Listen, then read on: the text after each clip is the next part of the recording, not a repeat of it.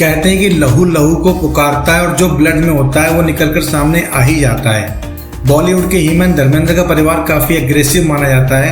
हालांकि ये लोग बहुत भोले भाले हैं। जब उनके साथ गलत होता है तब उनके 2.5 किलो के हाथ आखिर ऊपर आ ही जाते हैं। फिर चाहे वो धर्मेंद्र हो, सनी हो, बॉबी हो, इनको जब गुस्सा आता है तो अच्छे इनके सामने टिक नहीं पाते। अब हेमा मालिनी भी सनी देओल का परिवार है, भले सौतेला कह लीजिए। और हेमा मालिनी की जो बेटियां हैं ईशा आहना, वो भी सनी की सौतेली बहन है और दोनों गुस्से में काफ़ी हद तक सनी पर गई हैं। ये बात बहुत बार जाहिर हो चुकी है।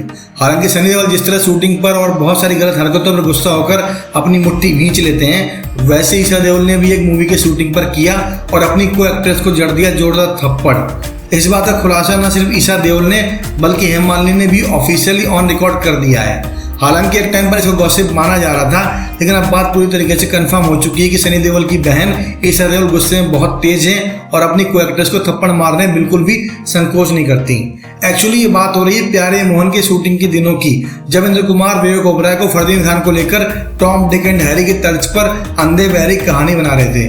चूंकि मूवी तो सुपर फ्लॉप साबित हुई, लेकिन मूवी की रिलीज से पहले उसका माहौल थोड़ा गर्म था।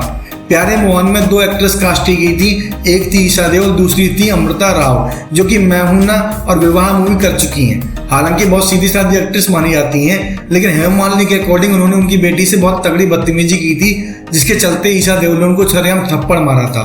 ये एक्चुअली बात शूटिंग के दिन की है। ईशा देओल के अकॉर्डिंग जब वो अपना शूटिंग का काम तैयार कर रही थी, रिहर्सल कर रही थी, तो बात बात पर उनको अमृता राव प्रोवोक कर रही थी, यहाँ तक कि टीज कर रही थी।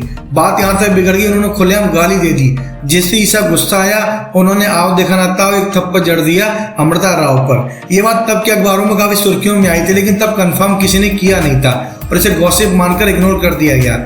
लेकिन जब आपकी अदालत में पहुंची हेमा मालिनी, उनसे ये सवाल रजत शर्मा ने किया, तब हेमा ने एक्सेप्ट किया और कहा कुछ लोग ऐसे होते हैं जो बातों समझाने पर नहीं आते, उनको कुछ अलग तरीके समझाना पड़ता है। और उन्होंने अपनी बेटी के इस एक्शन डिफेंस को काफी हद तक बचाव करते हुए जायज ठहराया। यही बात सनी देओल ने भी बोली कि जब आपके साथ कोई बदतमीजी करता है तब आपको रिप्लाई करना पड़ता है, फिर चाहे वो वायलेंस हो या फिर नॉन वायलेंस। बहरहाल ईशा देओल पब्लिक अपीयरेंस से बहुत सीधी लगती हैं, लेकिन जब बात उनकी गैरत की आती है, गुस्से की आती है, तब वो देखती नहीं कि उनके सामने कोई एक्टर खड़ा है या फिर एक्ट्रेस। सनी पाजी की तरह उन्होंने भी जोरदार थप्पड़ जड़ा।